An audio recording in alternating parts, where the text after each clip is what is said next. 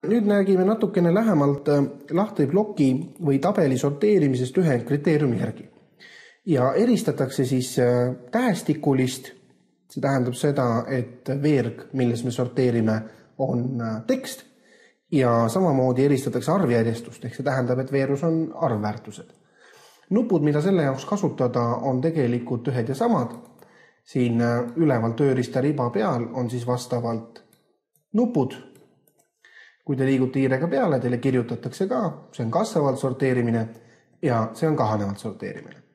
Nüüd enne tabeli sorteerimist peaks aktiivne lahter olema selles veerus, mille järgi te soovite tabeli sorteerida.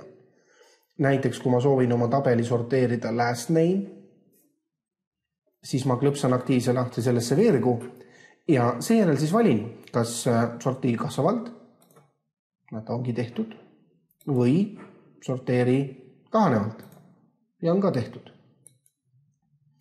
Kui ma aktiivse lahtri panen mõnda sellisesse veergu, kus on arvväärtus, siis täpselt samamoodi näete, kasvavalt ja kahanevalt. Te võite ka mingisuguse lahtribloki ainult välja valida. Terviku tabeli puhul võib-olla see ei ole kõige loogilisem valik, sest reeglina tabel on tervik ja iga kirje on ka tervik.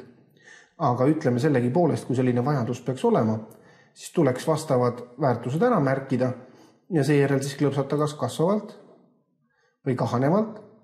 Ja teile siis öeldakse, et kuna leitakse ka külgnevates lahtrites olevaid andmeid, siis kas me laiendame valikut kogu tabeli peale või tahategi ainult seda aktiivset märgitud osa sorteerida. Ja kui see soov on, et ainult aktiivne valik, ehk siis ainult see osa, mis me märkisime, siis valime siit nupu aktiivne valik. Ja nüüd siis sorteeriti põhimõtteliselt see väikene osa siin tabeli sees omamoodi ära. Aga nagu ma ütlesin, reeglina tabeli terviklikkuse puhul seda ei tehta, vaid ikkagi sorteeritakse kas kogu tabelit või siis teatud kogust kirjeid. Aga kindlasti see ei ole reeglina osa veergudest või osa kirjest.